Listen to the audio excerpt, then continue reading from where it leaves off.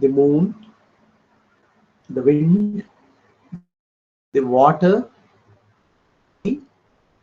your mind, your intellect, everything is given to you. No matter how hard you try, I don't think you will assemble this. Right? So grace is responsible for birth. Grace is responsible for growth.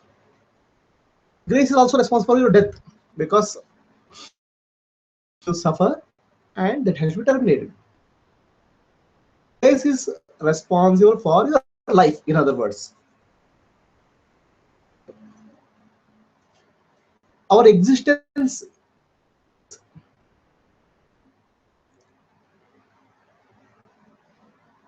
but grace in spirituality we use in a very special way.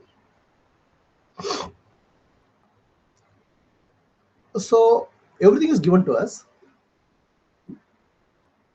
Our existence depends on what is given to us, and we live our life as if everything belongs to me. I am the owner of this. Okay. Of gratitude, there is no concept of action. So there is no question of going beyond what is given. My day-to-day mundane life. So life is normally confined to the birth, growth, then marriage, children, old age, and death.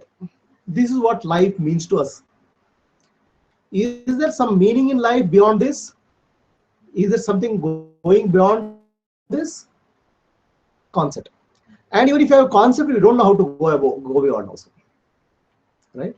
So grace in spiritual terms is what is required for your life is also grace. What is required for you to go beyond this life also is grace.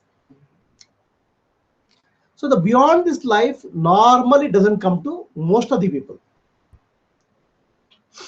They live out their life. There's very little difference between a human being and animal. Any animal is same.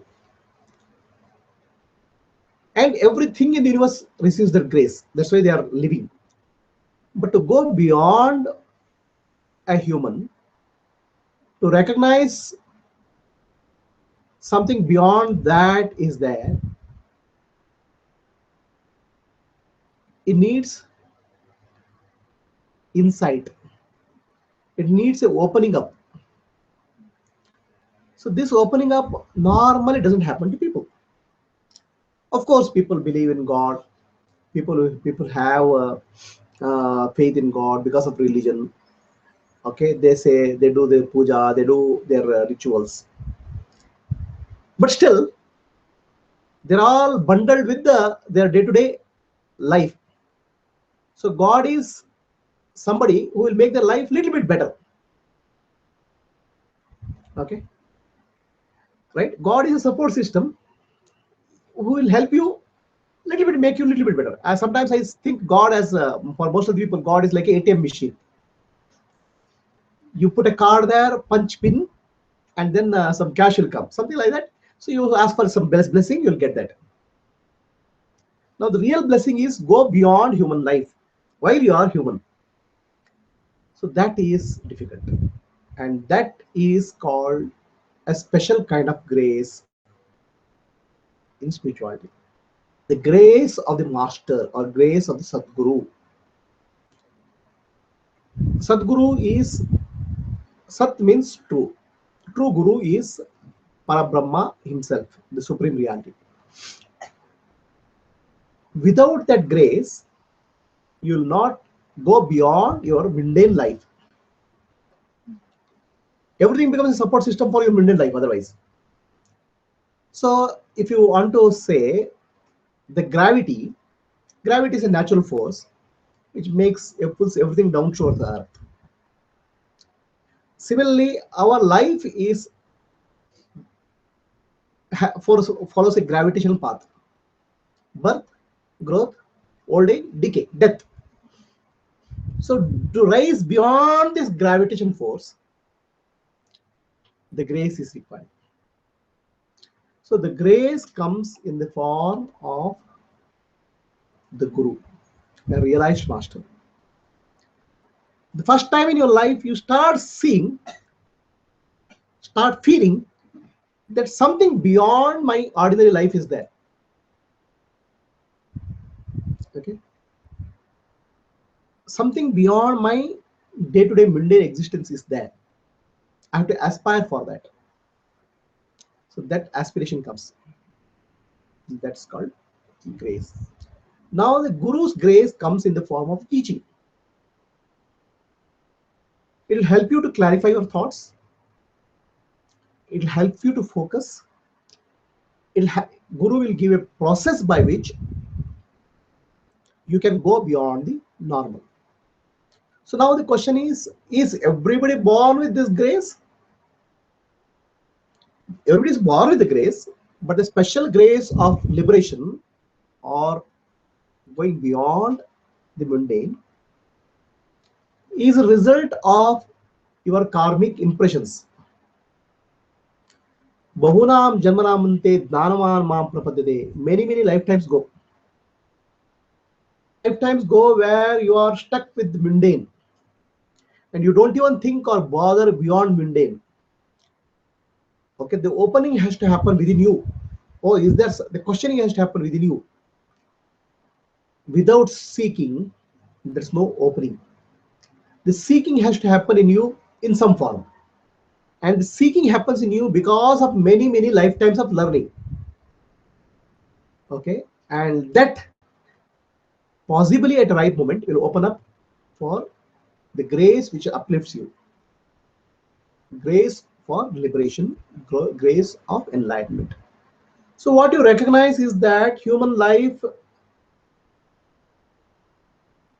is just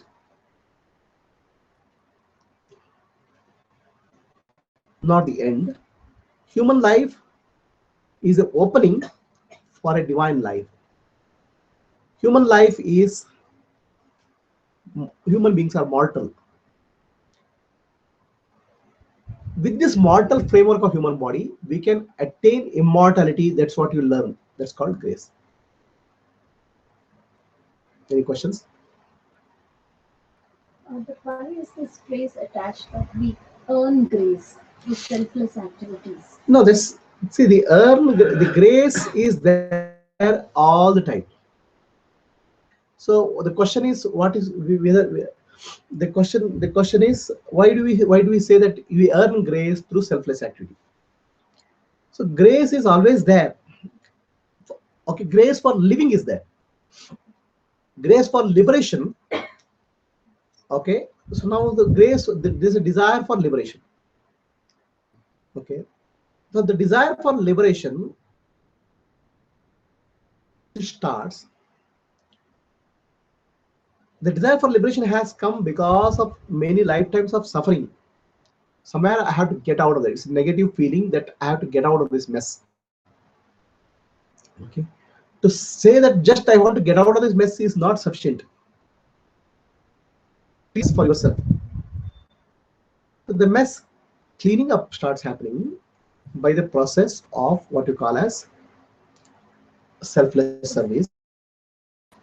Okay, it is not that grace was not there. You try to prepare yourself. You try to open yourself by doing more cleanup, internal cleanup.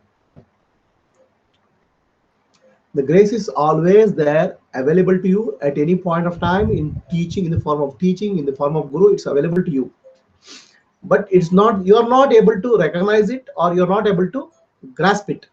So you need to do a little bit of housekeeping yourself first.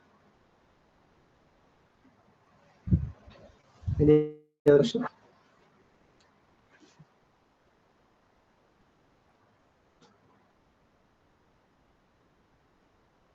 Guruji, body, mind, intellect is all energy. Mhm. It also contains consciousness. No, It doesn't, but consciousness is all pervading. It has to be there everywhere. Consciousness enables it. So the light, body, mind, and intellect is energy. It contains energy. It's consciousness. That's what he's saying. It contains only reflected consciousness. The light is there. The electricity makes the light bulb glow. Now, does light has the electricity? Huh? Without electricity, light doesn't glow. But does light has electricity? Whenever electricity is supplied, it does. Huh. Similarly, whenever the consciousness is present, the energy operates. Okay. But witness consciousness has got energy. It doesn't. Energy, everything in the universe is coming in and out of consciousness. Okay. What is coming out of consciousness is called matter. So the matter shines in the light of consciousness, reflected light of consciousness. It becomes alive. But that doesn't mean that it has consciousness.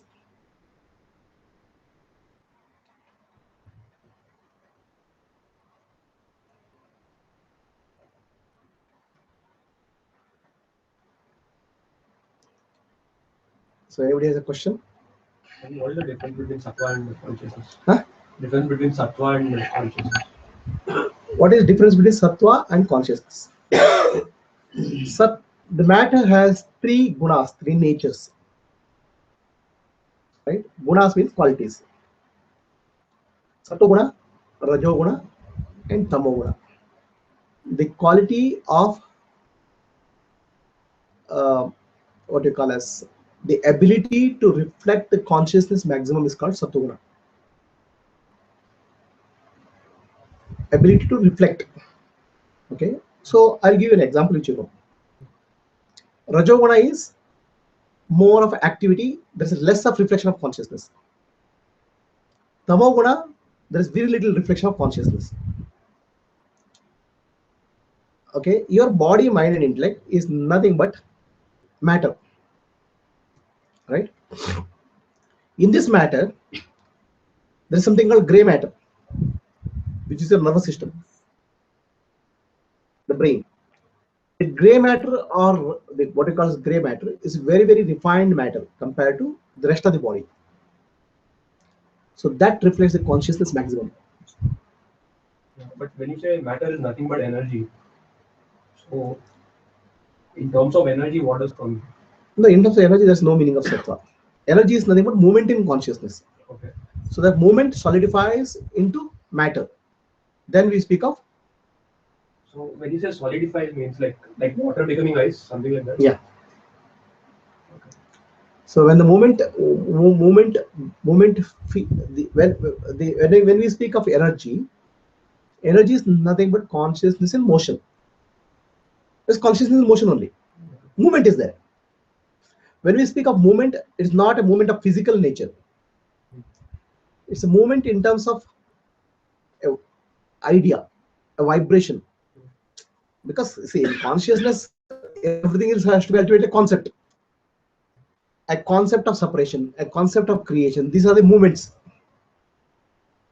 And when that gets solidified, projected as a material particle, at the basic fundamental level, they get projected as particles.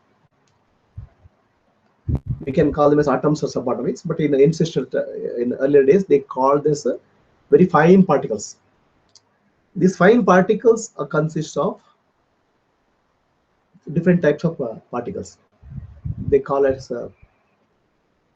earth particle, earth, water, fire, and wind.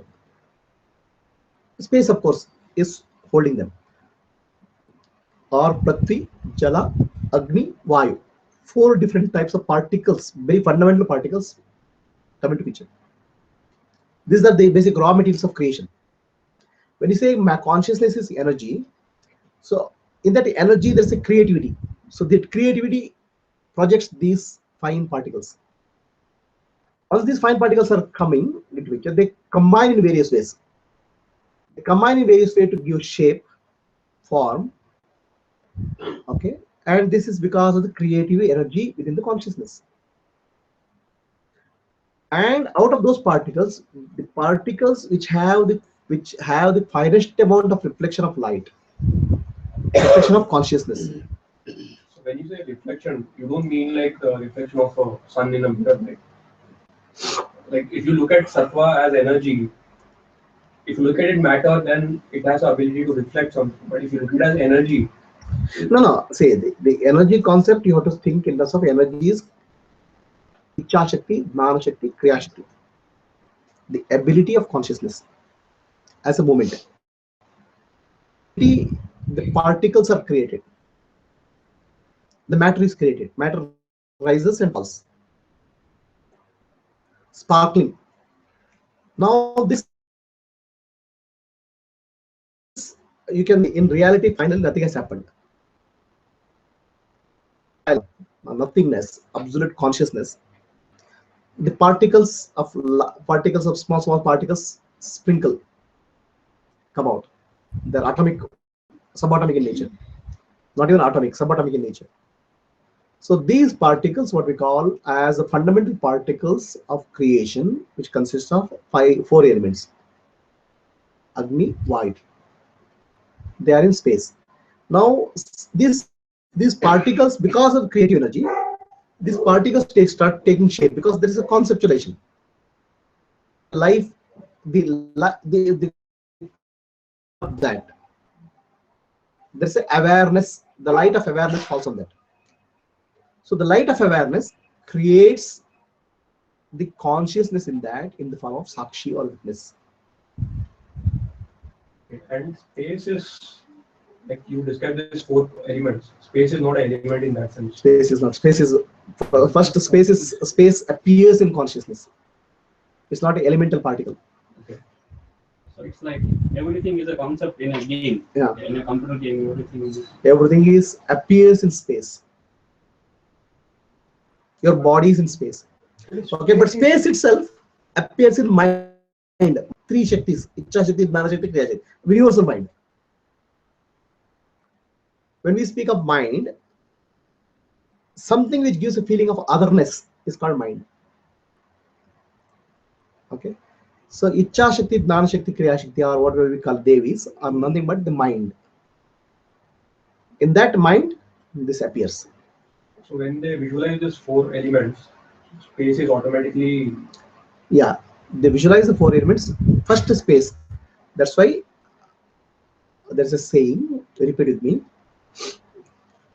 Atmanaha Akashah Sambhutah Akashat Vayuh Vayor Agnihi Agnehe Apaha Apsu Prathivi. From the consciousness Atma, the space is born. Then the wind element, then the fire element, water element, and earth element are born in that. The space is not an element. Space is I don't know. It may be fundamental particles. I have to look into that. Sir, space is actually many people equate with Atma. Space is not Atma. Space is born out of Atma. Space is not Atma. Because everything is in space. Atma is not space. Space is in Atma. Atma is not space.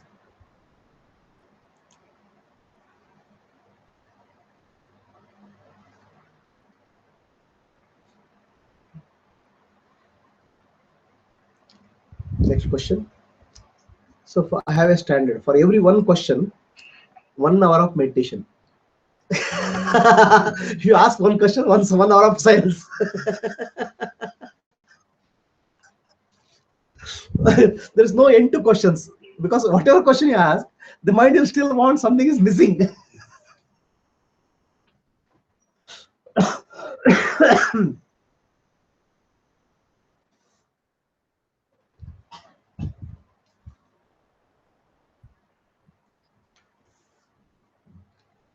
Okay, so I'll just tell our meditation process as such.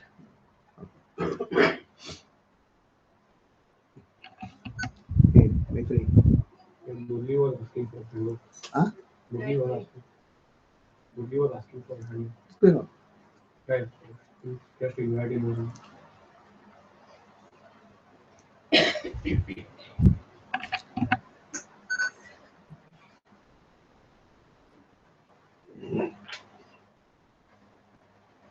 Katya ಹೇಳ್ದ? Yeah.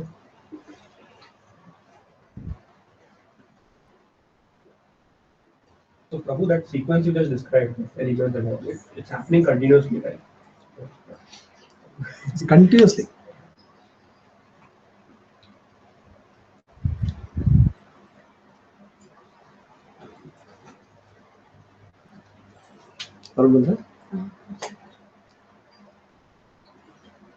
It's a continuous. Actually, whatever you see is not solid reality at all. You're living in a dream world. Can you see this process? You can see this process. When you say see, then With the awareness. When the awareness becomes subtle, you see this whole process happening. That's why Buddha declared this entire thing is a Maya after seeing this. he was just sitting as witness, or did he do anything else? Witness, but mind, see how to calm the mind.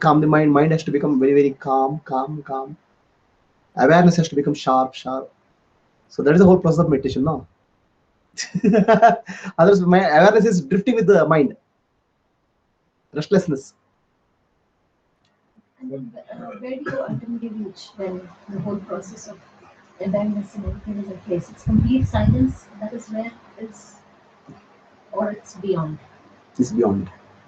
It's like That's what I'm going to speak now. It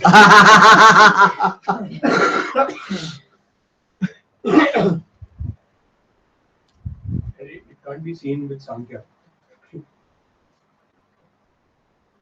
This process are there, but it's basically ultimately just total silence.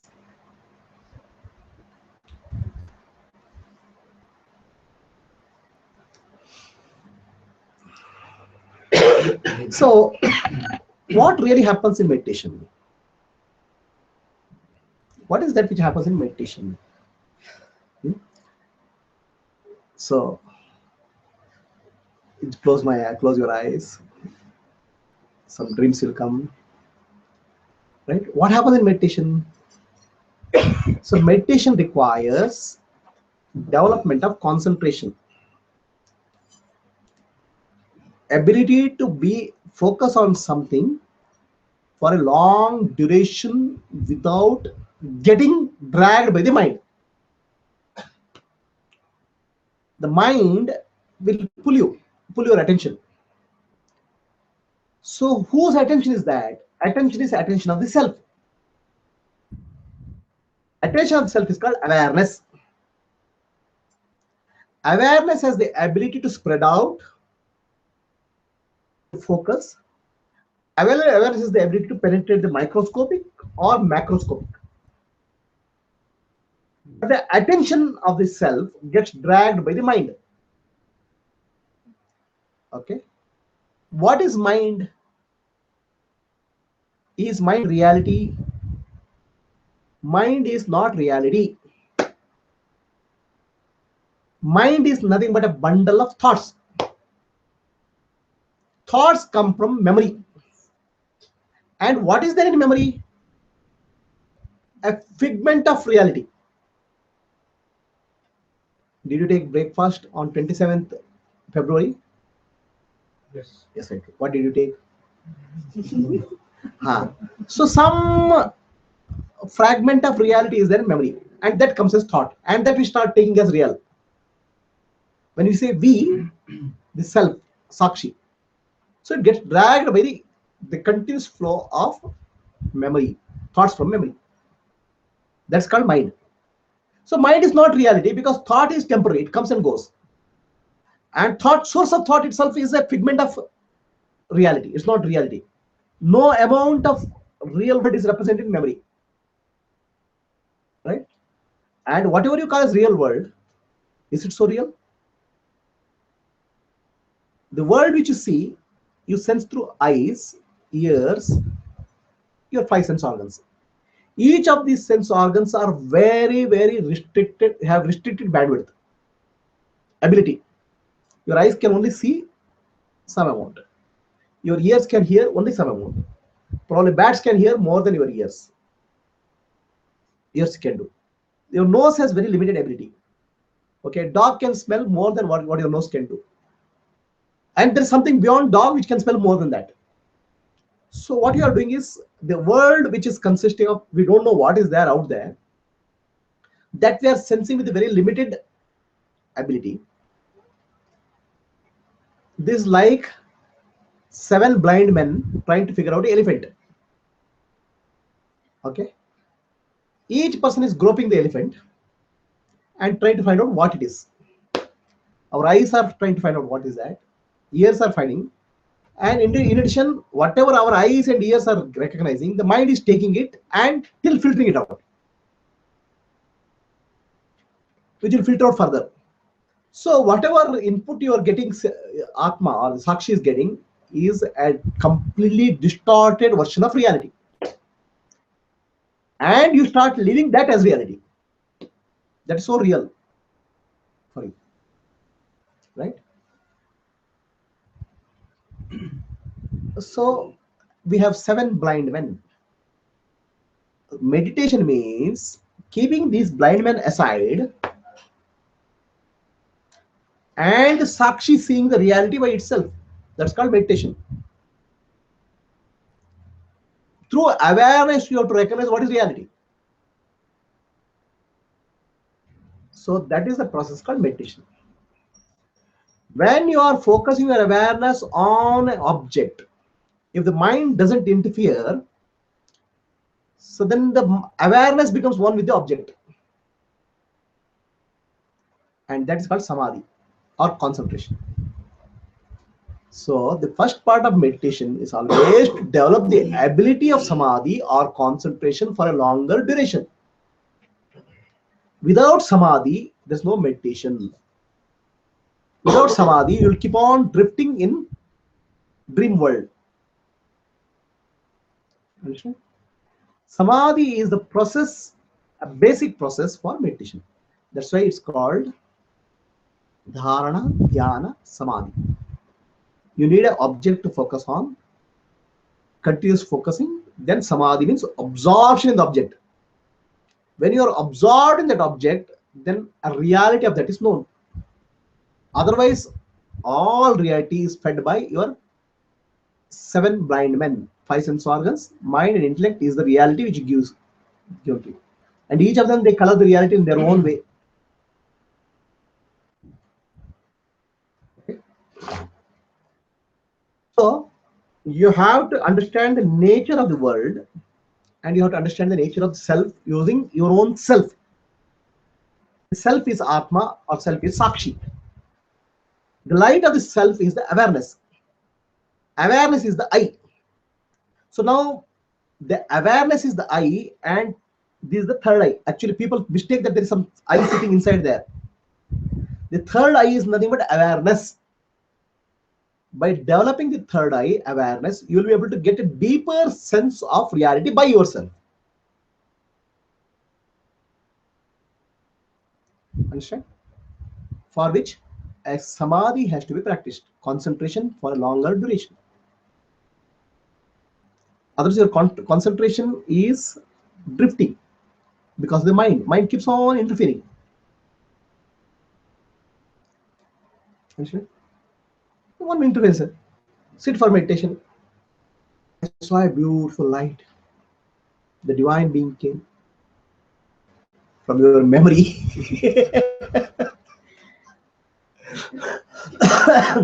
Memory starts projecting. I saw that, I saw this. All you saw was your mind coming and interfering in your thought process, in your observation. Keep your mind aside.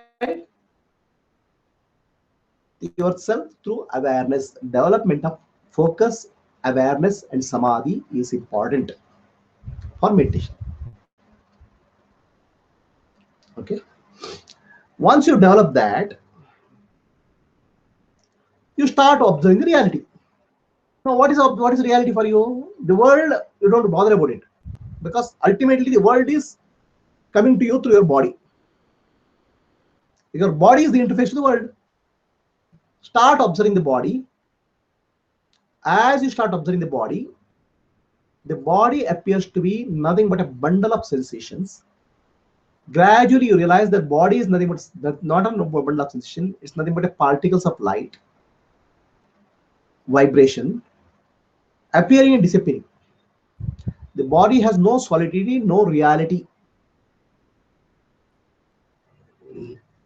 So then your sense of I am the body will have no meaning. So now I am not the body is not an understanding. That's intellectual understanding. Intellect is nothing but another blind man. So I am not the body is a direct experience of the self by through process of awareness. Then you turn inwards. So this process I tell in three stages. First stage is Jiva Bhava. That means I am the individual soul.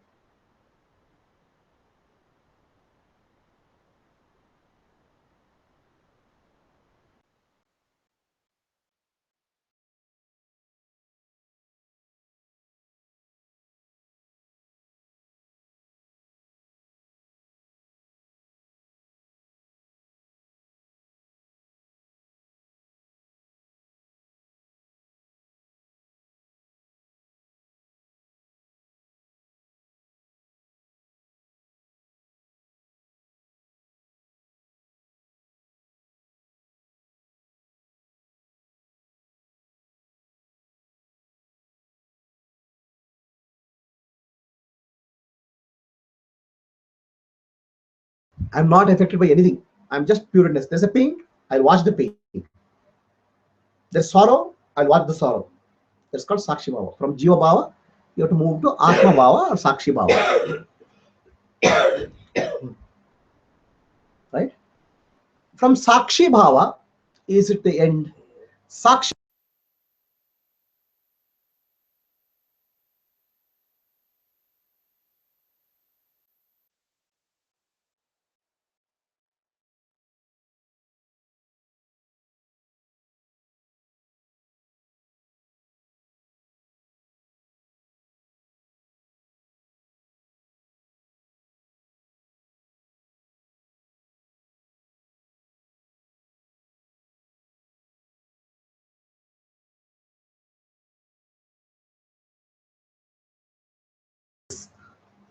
So you start entering into Brahma Bhava.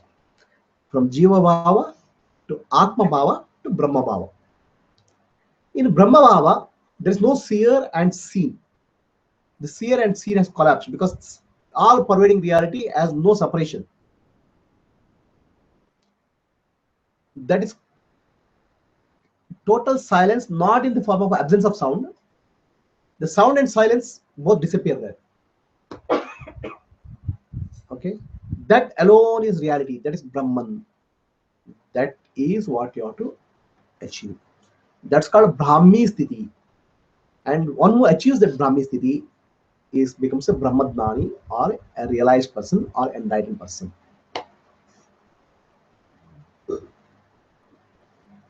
Of course, he may not stay there. He may have to come back, depending on your karmic, full of karmic impressions. As get exhausted, more and more he stays there in that state.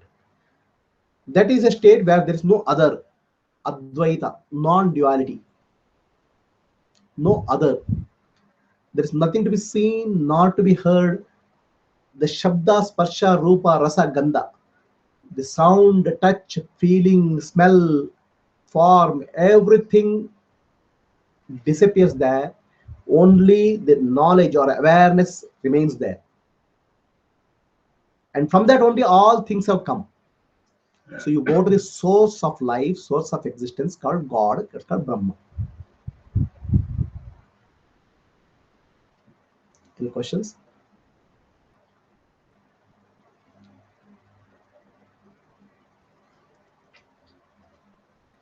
Jiva Bhava to Sakshi Bhava or Atma Bhava.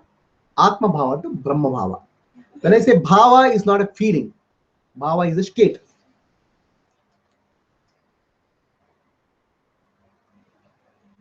Too heavy?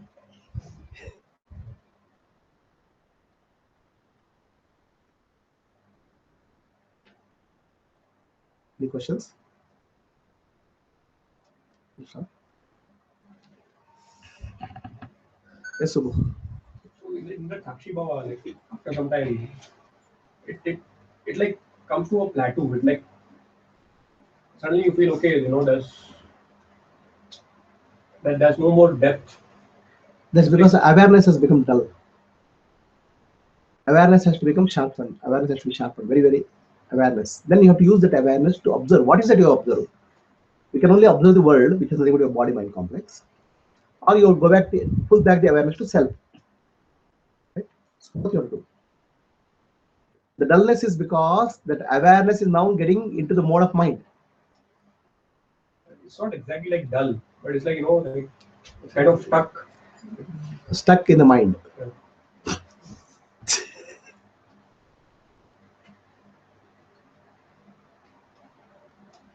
Was it heavy?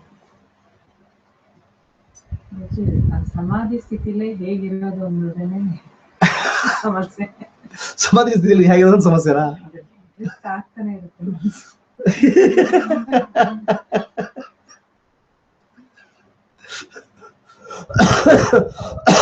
ಅದೇ ಅಪ್ಪ practice. ಕೂತ್ಕೊಂಡು ಮಾಡಬೇಕು, ಕೂತ್ಕೊಂಡು ಹೇಳ್ಬಾರ್ದು, ಗಟ್ಟಿಯಾಗಿ ಕೂತ್ಕೋಬೇಕು, mind ಪುನಃ ತರಬೇಕು.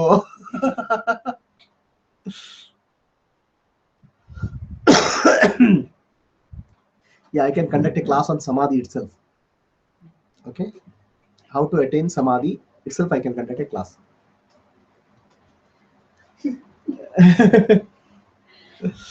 How to retain? You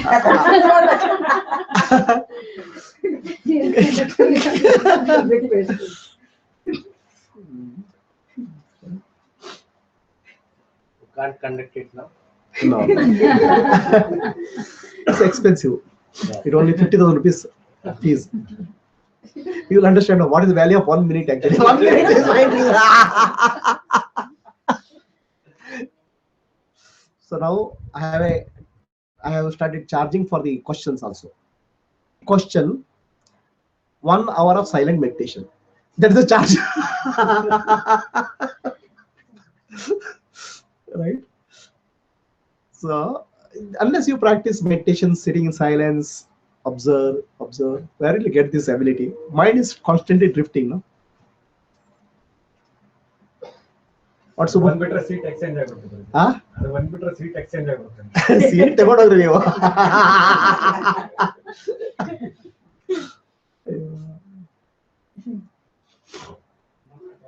baje